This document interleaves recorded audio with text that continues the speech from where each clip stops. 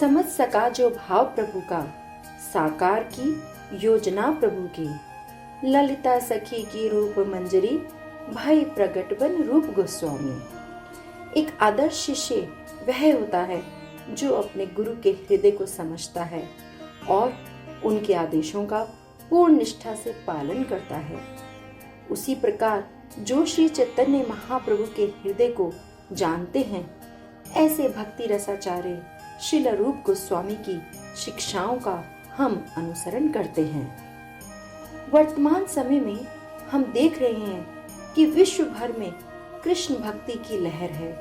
यह आंदोलन श्रील रूप गोस्वामी की शिक्षाओं पर ही आधारित है। इन्हीं भावनाओं के साथ आज हम एक्सप्रेसवे भक्ति नाट्य मंच आपके सामने प्रस्तुत करते हैं षट गोस्वामी में अग्रणी श्रील रूप गोस्वामी की जीवन शिक्षाओं पर आधारित यह लघु नाटिका भक्ति रसाचार्य श्रील रूप गोस्वामी।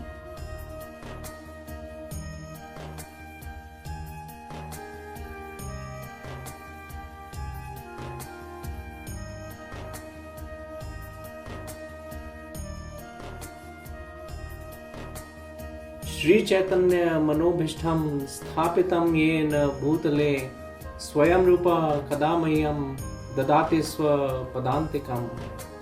श्रील प्रभुपाद, आप श्रील रूप गोस्वामी जी का प्रणाम मंत्र बोल रहे हैं ना? हमारी परंपरा में उनका क्या योगदान है, कृपया बताइए। श्रील रूप गोस्वामी गौड़िया वैष्णव संप्रदाय की नींव है, जिस पर संपूर्ण गौड़िया वैष्णव संप्रदाय आधारित है। और हमें रूपानुग क्यों कहा जाता है प्रभुपाद? श्रील रूप गोस्वामी द्वारा अपने ग्रंथों में रस तत्व की व्याख्या करने के कारण उन्हें भक्ति रसाचार्य कहा जाता है और ऐसे भक्ति रसाचार्य जी के निर्देशों और शिक्षाओं का पालन हम करते हैं। इसलिए हम गौड़िया वैष्णव रूपानुग कहलाते हैं।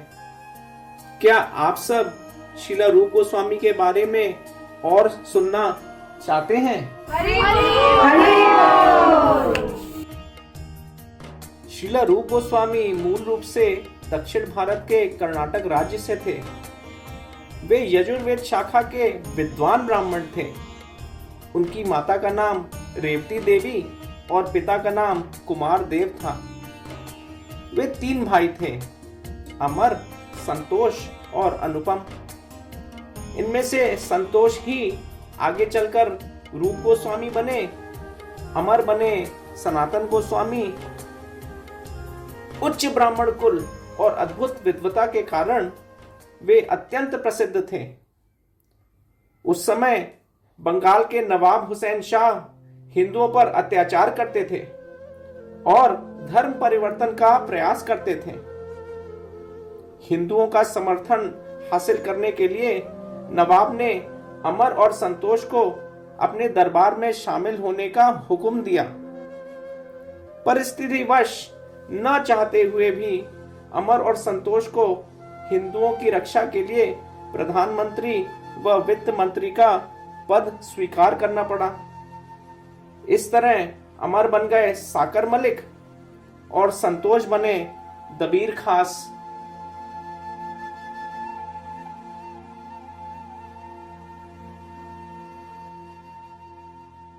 चितवन जिनका प्रभु का दर्पण, पद प्रतिष्ठा कहाँ भाई। कब हो मिलन कमल नयन से, विरह अग्नि हर पल तड़पाए।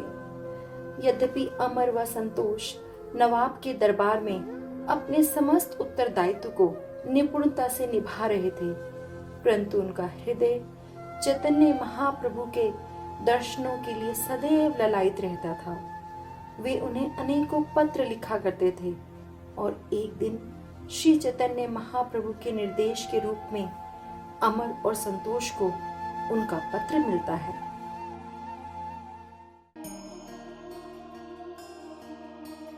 संतोष, ये देखो, हमारे लिए महाप्रभु का पत्र आया है। क्या? महाप्रभु का पत्र हमारे लिए? जल्दी पढ़ो, उन्होंने क्या लिखा है? इसमें महाप्रभु हमें स्पष्ट रूप से निर्देश दे रहे हैं। महाप्रभु लिखते हैं, जैसे कि एक पत्नी जो किसी अन्य पुरुष से प्रेम करती है, वह अपने पति की सेवा और घर के सभी कार्यों को पहले से भी अधिक सावधानी पूर्वक करती है, परंतु उसका मन सदैव अपने प्रेमी के चिंतन में लगा हुआ रहता है। मैं समझ गया कि महाप्रभु हमसे चाहते हैं कि हम नवाब की नौकरी करते रहें, लेकिन हृदय निरंतर श्री कृष्ण के चिंतन में लगाए रखें और अपनी भक्ति को जारी रखें। कुछ समय पश्चात महाप्रभु का रामकेली में आगमन हुआ। अमर व संतोष घास का तिनका मुख में दबाकर अत्यंत दीनता से महाप्रभु के दर्शन हेतु पहुंचे। उनके दर्शन पाकर दोनों भावुक उठते हैं।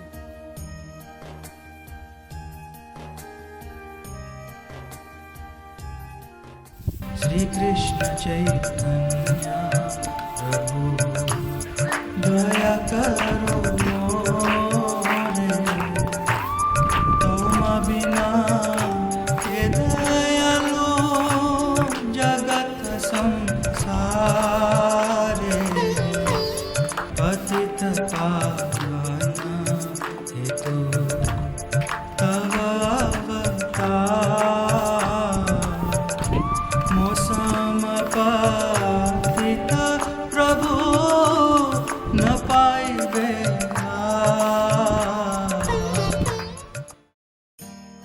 महाप्रभु, महाप्रभु, आप पतितों के उद्धारक हैं और हमसे अधिक पतित इस जगत में और कोई ना होगा।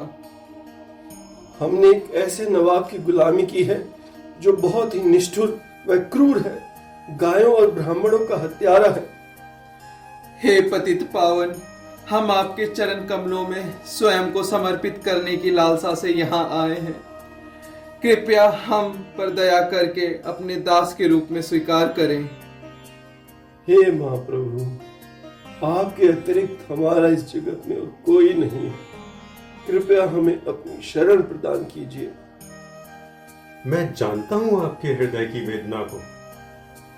मैं आपके लिए ही तो यहां आया हूं, अन्यथा मेरा राम के लिए में आने का और कोई प्रयोजन न था। तुम्हारे पत्र पढ़कर मुझे श्री कृष्ण के प्रति तुम्हारे प्रेम और तुम्हारी विनम्रता के बारे में पहले ही ज्ञात हो गया था।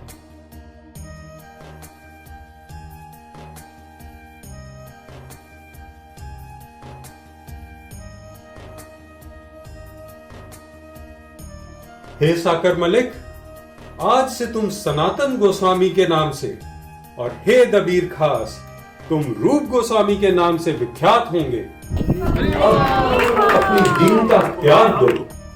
तुम्हारी दीनता को देखकर मेरा हृदय फटा जा रहा है। नमो महावदन्याय कृष्ण प्रेम प्रदायते, कृष्णाय कृष्ण चैतन्य नामने घोर तुषे नमः।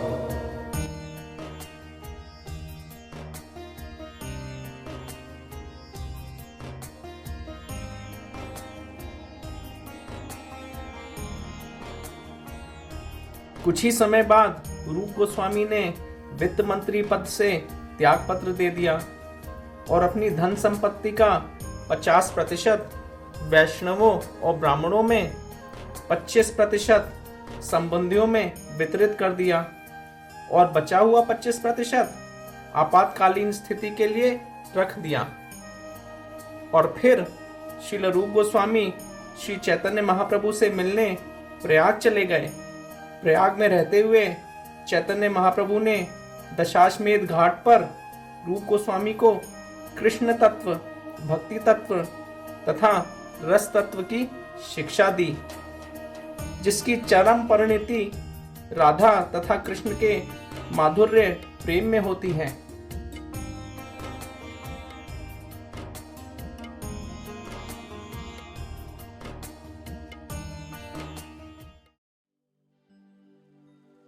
रूप, अब इस अनमोल ज्ञान को आधार मानकर मेरे इन निर्देशों को लक्ष्य बनाते हुए वृंदावन की ओर बढ़ो, ग्रंथों की रचना करो तथा कृष्ण भावनामृत का प्रचार करो, श्री विग्रहों की सेवा करो व श्री गोविंद देव जी को पुनः स्थापित करके उनकी पूजा अर्चना करो।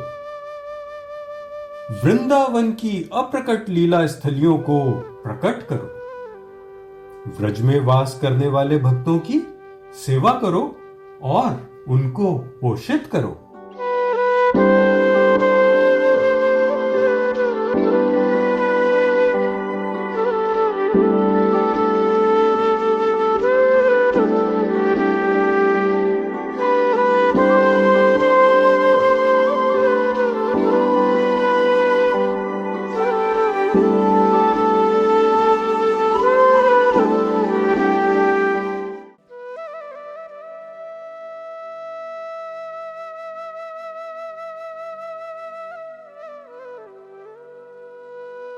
वृंदावन में कुछ समय बिताने के पश्चात रूप गोस्वामी पुरी में जगन्नाथ रथ यात्रा में सम्मिलित होते हैं।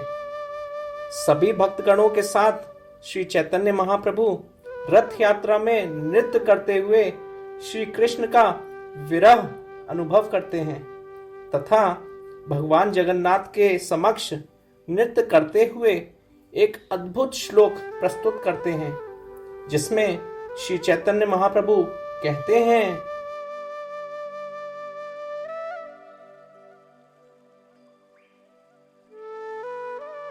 जिस व्यक्ति ने मेरी युवावस्था में मेरा हृदय चुरा लिया था, वही अब पुनः मेरा स्वामी है। ये चैत्र मास की वही चांदनी रातें हैं, वही मालती फूलों की सुगंध है, वही मधुर वायु कदम्ब वन से आ रही है। अपने घनिष्ठ संबंध में मैं भी वही प्रेमिका हूं, किंतु फिर भी मेरा मन यहां सुखी नहीं है। मैं रेवा नदी के तट पर वेत्सी वृक्ष के नीचे उसी स्थान पर फिर से जाने के लिए लालायित हूं। यही मेरी इच्छा है।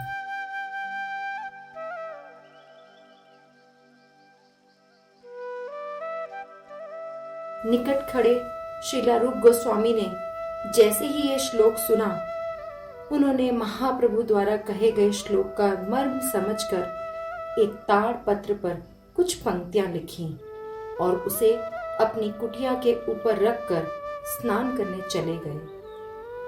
तभी चैतन्य महाप्रभु कुटीर के ऊपर रखे ताड़ के पत्र को हाथ में लेकर पढ़ते हैं और आनंद विभोर हो उठते हैं। हे प्रिय सखी, अब मैं इस कुरुक्षेत्र में अपने अत्यंत पुराने तथा प्रिय मित्र कृष्ण से मिली हूं।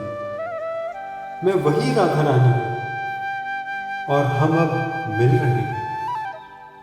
यह अत्यंत सुहावना है, किंतु तो भी मैं यमुना तट के वन के वृक्षों के नीचे जाना चाहती हूं। मैं वृंदावन के जंगल के भीतर उनकी मधुर वंशी से पंचम स्वर निकलते सुनना चाहती हूं।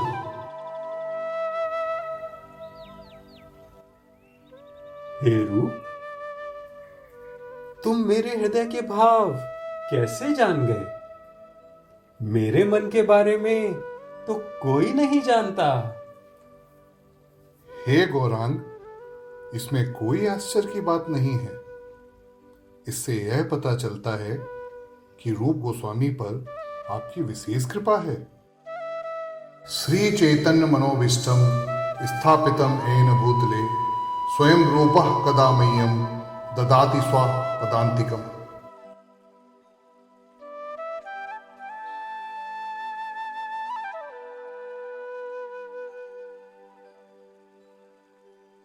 श्री चैतन्य महाप्रभु के आदेशानुसार रूप और सनातन गोस्वामी वृंदावन चले गए। एक दिन वृंदावन के टेर कदम में एक अद्भुत लीला हुई।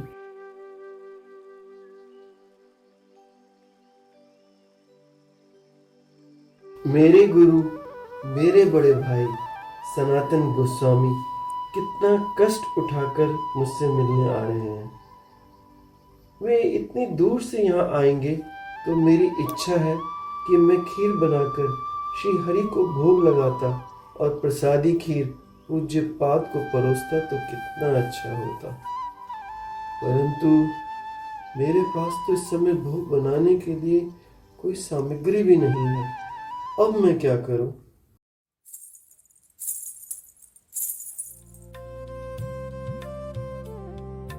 बाबा, ओ बाबा, देख बाहर तो आइयो। अरे लाली, तू यहाँ कैसे? बाबा, जय सामान रखो है, मेरी मैया ने भेजो है। जामे चावल, चीनी और दूध है। मैया ने मुँह ते कही कि बाबा बहुत दिनों से मधुकरी मांगने ना आयो है, जरूर भूखे होंगे। जय सामग्री वाय दया। श्री राधे, श्री राधे, आप कितनी दया में हो। मैं तो बस अभी सोच ही रहा था और आपने खीर की सामग्री भी भेज दी। पर बाबा, तू तो बड़ो बीमार लग रहे हो। ला, तुम्हारी खातिर मैं ही खीर बनाई दूं।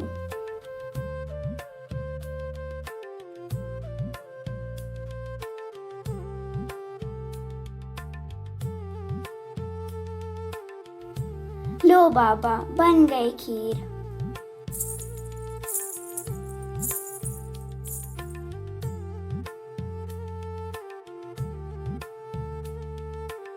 पूज्यपाद, आप यहाँ आए, मेरा बड़ा सौभाग्य है।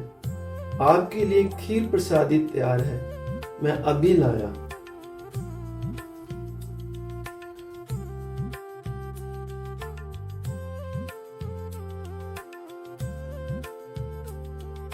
श्री राधे, श्री राधे, यह खीर तो अद्भुत है, दिव्य है। पहले मुझे बताओ कि यह खीर किसने बनाई? यह खीर तो पड़ोस के गांव की लाली बना कर गई है। नहीं रूप, यह खीर किसी सामान्य लाली ने नहीं बनाई है। अवश्य ही यह खीर लाडली जू ने बनाई है। आओ हम इस बात का पता लगाएं।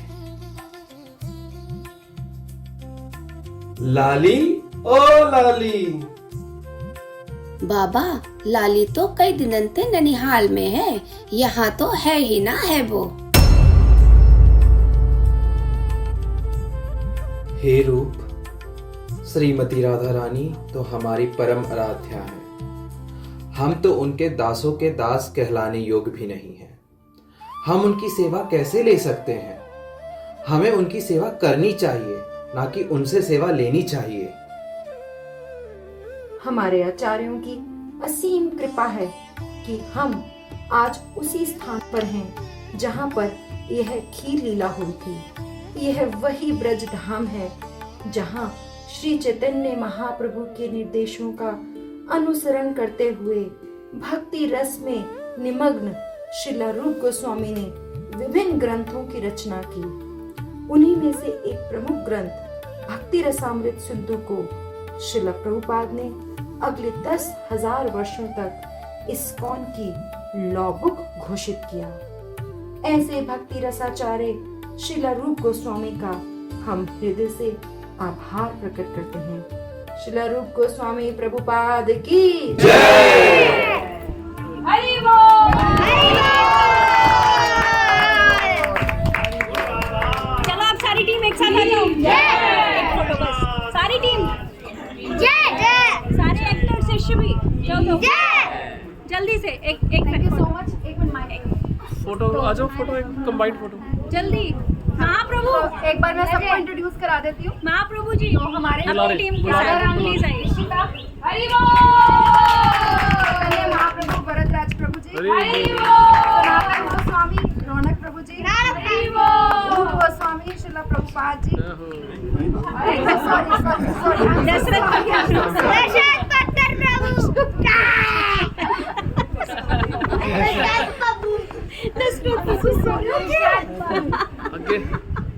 चलिए चलिए आगे।